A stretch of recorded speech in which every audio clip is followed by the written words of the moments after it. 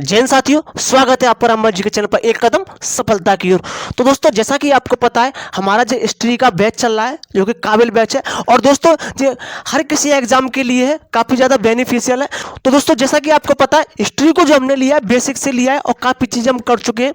अगर आपने 2 पार्ट को नहीं देखा तो आप जाके देखें, तब इस पार्ट पे आए। तो दोस्तों चलिए, समय को बर्बाद ना करते हुए अपनी क्लास को स्टार्ट करते हैं। दोस्तों, जैसा कि आपको पता है, हमने पिछली वीडियो में जो किया था भारत का इतिहास, क्या भारत का इतिहास, जैसा कि आपको पता है, भारत के इतिहास को दोस्तों हमने 3 पार्टों में बांटा था।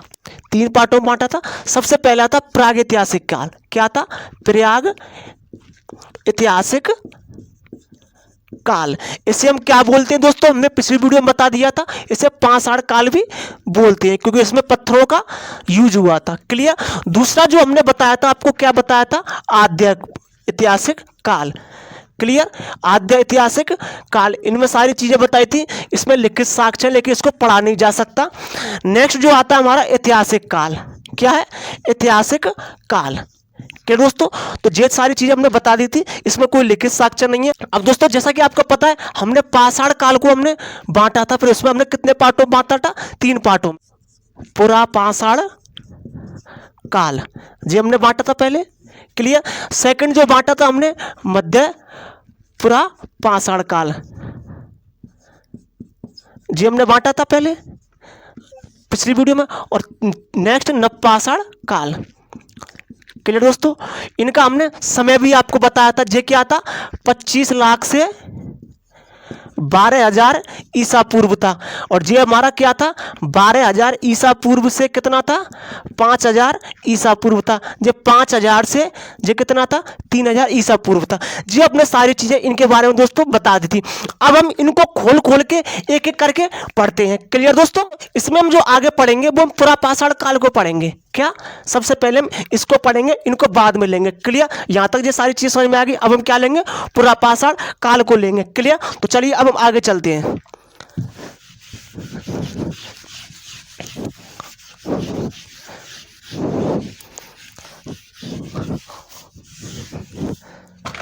अब जो हम पढ़ेंगे, क्या पढ़ेंगे? पुरा पाषाण काल। क्या है? पुरा पाषाण काल। क्लियर? आज हम इसको पढ़ेंगे, इस पर चर्चा करेंगे डिटेल से। देखिए दोस्तों, पुरा पाषाण काल को भी 3 पार्टों में बांटा गया है। क्या? इसको भी 3 पार्टों में बांटा गया है। देखिए, सबसे पहले जो आता है आपका निम्न पुरा पाषाण काल। क्या? निम्न पुरा पाषाण काल। क्लियर? निम्न पुरा पाषाण काल। दूसरा जो आता है आपका, क्या आता है नेक्स्ट? मध्य पुरा पाषाण काल। मध्य पुरा पाषाण काल। क्लियर दोस्तों? तीसरा जो आपका आता है वो कौन सा आएगा आपका? उच्च पुरा पाषाण काल। क्या है? उच्च पुरा पाषाण काल। क्लियर दोस्तों? अब इसमें क्या दोस्तों, आपको कुछ मतलब जगह दे देता है और पूछता है बताइए जे किस मतलब किस समय से मतलब जे मतलब संबंधित है, जे स्थान किस जगह से है, तो आपको मतलब पूछ लेता है। तो देखिए, सबसे पहले इसमें देता है 2 स्थान एग्जाम में। क्या? सोहन घाटी पूछता है एग्जाम में कि सोहन घाटी बताइए किस किस काल से संबंधित है, तो आपको निम्न पुरा पाषाण काल दे देगा, नहीं तो आपको जे तो देगा ही देगा। क्लियर? तो जे कहां पर है? पाकिस्तान में। क्लियर? सोहन घाटी कहाँ है? पाकिस्तान में। नेक्स्ट आपको देता है बोलन घाटी। क्या? बोलन घाटी। ये कहाँ है दोस्तों? यूपी के मिर्जापुर में। जी आपको ध्यान रखनी है कि सोहन घाटी कहाँ है? पाकिस्तान में, और बोलन घाटी कहाँ है? मिर्जापुर में। क्लियर दोस्तों? तो ये आपसे पूछ लेता है कि बताइए किस काल से संबंधित है या फिर ये किस समय से संबंधित है, तो आपको ये सारी चीजें बतानी है निम्न पुरा पाषाण काल में। अब देखिए, मध्य पुरा पाषाण काल को याद रखना है। इसमें क्या है? सोन घाटी। सोन घाटी सोन नदी पर अलग अलग है। जे सोहन घाटी और जे क्या है? सोन घाटी। नेक्स्ट क्या है? नर्मदा घाटी। क्या?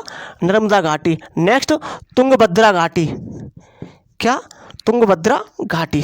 क्लियर? जी आपको ध्यान रखनी है, सोन घाटी, नर्मदा घाटी, तुंगभद्रा घाटी। क्लियर दोस्तों? अब देखिए, उच्च पुरा पाषाण काल में जो आता है वो मध्य भारत आता है। क्या? मध्य भारत। जो मध्य भारत का जो स्थान है वो आता है, जैसे कि इसमें क्या आता है आपका कर्नाटक है, महाराष्ट्र है, गुजरात है, और आपका आंध्र प्रदेश वगैरह जो मतलब आएगा वो मध्य भारत उच्च पुरा पाषाण काल में आएगा। इतनी सारी चीजें आपको समझ में आ गई। सोवन घाटी पाकिस्तान, बोलन घाटी मिर्जापुर उत्तर प्रदेश की में, और ये सारी चीजें आपको ध्यान रखनी है, इसका नोट्स बनाते चलिए। अब दोस्तों हम बात करते हैं पुरा पाषाण काल के ऊपर। क्लियर?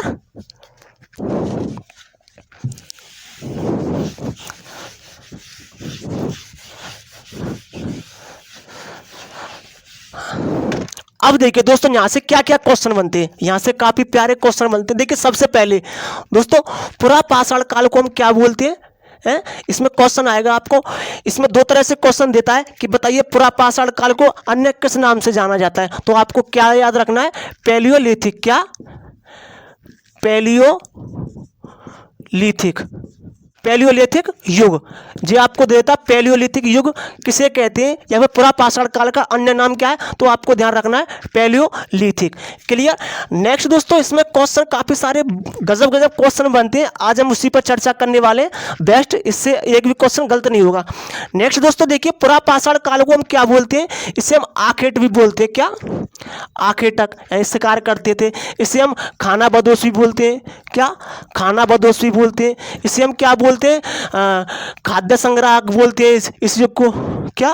खाद्य संग्राहक भी बोलते हैं, और इसे यायावत भी बोलते हैं। क्लियर? ये चीज़ें आपको ध्यान रखनी है।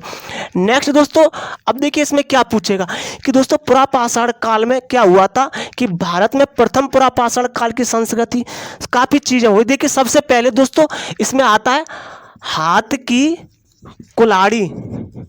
हाथ की कुल्हाड़ी, हैंड एक्स। हाथ की कुल्हाड़ी की खोज किसने की थी, तो आपको ध्यान रखना है रॉबर्ट ब्रूस फुट ने।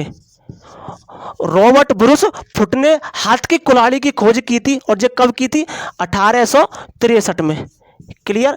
जी आपसे पूछ लेता है कि हाथ की कुल्हाड़ी की खोज किस युग में की थी, तो आपको ध्यान रखना है पुरा पाषाण काल में, जिसे हम क्या बोलते हैं, पैलियोलिथिक। जी यहाँ पर खोज की और किसने की थी, रॉबर्ट ब्रूस फुट ने। क्लियर दोस्तों? नेक्स्ट दोस्तों देखिए इसी से क्या क्वेश्चन बनते हैं। देखिए हाथ की कुल्हाड़ी काफी प्यारा क्वेश्चन है। नेक्स्ट इसमें क्या बनेगा, मानव द्वारा बनाया गया प्रथम औजार। क्या? मानव द्वारा बनाया गया प्रथम औजार कौन सा है, हमारा हाथ की कुल्हाड़ी। अब देखिए दोस्तों जो हाथ की कुल्हाड़ी की जो खोज हुई थी रॉबर्ट ब्रूस ने, जो कहाँ पे की थी, जो आपको ध्यान रखना है, तमिलनाडु का राज्य, तमिलनाडु की जगह कौन सी है, तमिलनाडु की जगह है एक पल्लवरम। क्या है? पल्लवरम। क्या है? पल्लवरम। जो दोस्तों तमिलनाडु की एक मतलब जगह का स्थान है पल्लवरम, और जो यहीं पर खोज हुई थी, कहाँ पर, रॉबर्ट ब्रूस ने फुट ने, कहाँ पर, तमिलनाडु के पल्लवरम में। और मानव द्वारा बनाया गया प्रथम औजार क्या था, जी था। क्लियर दोस्तों? नेक्स्ट आपसे दोस्तों क्वेश्चन पूछ लेता है, बताइए कि भारत में पुरा पाषाण काल में प्रथम संस्कृति के साक्ष्य मिले, वो किसने खोजे, तो आपको ध्यान रखना है रॉबर्ट ब्रूस फुट ने। क्या? हाथ की कुल्हाड़ी की। अब दोस्तों आगे क्या दोस्तों, देखिए दोस्तों उस टाइम मानव था ना, जो मानव उस टाइम जो मतलब मनोरंजन के लिए कुछ खास चीजें करता था, तो वो क्या करता था, आपको ध्यान रखना है पुरा पाषाण काल में मनोरंजन के लिए मानव क्या करता था, तो मनोरंजन के लिए मानव क्या करता था, शिकार। क्लियर? आपको ये ध्यान रखना है कि मानव मनोरंजन के लिए क्या करता था, शिकार करता था। क्लियर दोस्तों? अब काफी दोस्तों इसमें अच्छे अच्छे क्वेश्चन देखिए दोस्तों, एक जगह आती है पुरा पाषाण काल में। क्या? एक जगह आती है पुरा पाषाण काल में अतिरंकप। क्या? अतिरंपक्कम। क्या? अतिरंपक। ये कहाँ पर है, ये दोस्तों तमिलनाडु या मद्रास में। क्लियर? तमिलनाडु में। क्लियर? अतिरंपक। यहाँ पर क्या हुआ था दोस्तों, यहाँ पर एक खास चीज मिली थी। क्या? हड्डी के औजार। क्या? हड्डी के औजार। आपको कंफ्यूजन नहीं होना दोस्तों, हड्डी के औजार है, और वो हमारी काती या मानव द्वारा बनाया गया प्रथम औजार, ये क्या था, तमिलनाडु पल्लवरम। और यहीं से क्या मिला हमें, अतिरंकप से, तमिलनाडु से हड्डी के औजार। क्या? हड्डी के औजार हमें कहाँ से मिले सर्वप्रथम, यहाँ से अतिरंपक्कम। क्लियर? कहाँ से, तमिलनाडु से। जी आपको ध्यान रखना है हड्डी के औजार सर्वप्रथम कहाँ से मिले, यहाँ से। क्लियर? अब दोस्तों आपको एक चीज ध्यान रखनी है कि एक जगह है दोस्तों विंध्य क्षेत्र में। क्या है? विंध्य क्षेत्र में एक जगह है। क्या है? विंध्य क्षेत्र में एक जगह है। क्या उसे बोलते हैं, लेखैया। क्या? लेखैया। क्या लेखैया उसे बोलते हैं दोस्तों। यहाँ से क्या प्राप्त हुआ दोस्तों, जो मानव के जो सर्वाधिक जीवाश्म है ना वो यहाँ से प्राप्त हुए। क्या मानव के जो सर्वाधिक जीवाश्म है यानी कि हड्डी के जो मतलब साक्ष्य हैं वो कहाँ से मिले सर्वाधिक, विंध्य क्षेत्र है उसका नाम क्या, लेखैया से जो मिले। क्लियर दोस्तों। अब देखिए नेक्स्ट क्या है, इसमें आपको ध्यान रखना है, जो सारी चीजें आपने लिख ली ना। अब नेक्स्ट देखिए आगे, नेक्स्ट देखिए दोस्तों, अब आपसे दोस्तों इसी युग से पूछ लेता, आपने पढ़ा होगा भीमबेटका गुफा। क्या है, भीमबेटका पढ़ा है ना आपने। भीमबेटका गुफा कहाँ पर है जे, एमपी के रायसेन। कहाँ, एमपी के रायसेन में कहाँ है भीमबेटका गुफा। ये दोस्तों किसके लिए प्रसिद्ध है, जो आपसे पूछ लेता है तो ये शैलाश्रय के लिए। क्या, शैलाश्रय के लिए, यानी कि ये पहाड़ पर चित्रकारी के लिए प्रसिद्ध है। क्लियर, भीमबेटका शैलाश्रय के लिए प्रसिद्ध है, एमपी में रायसेन के स्थान पर। क्लियर।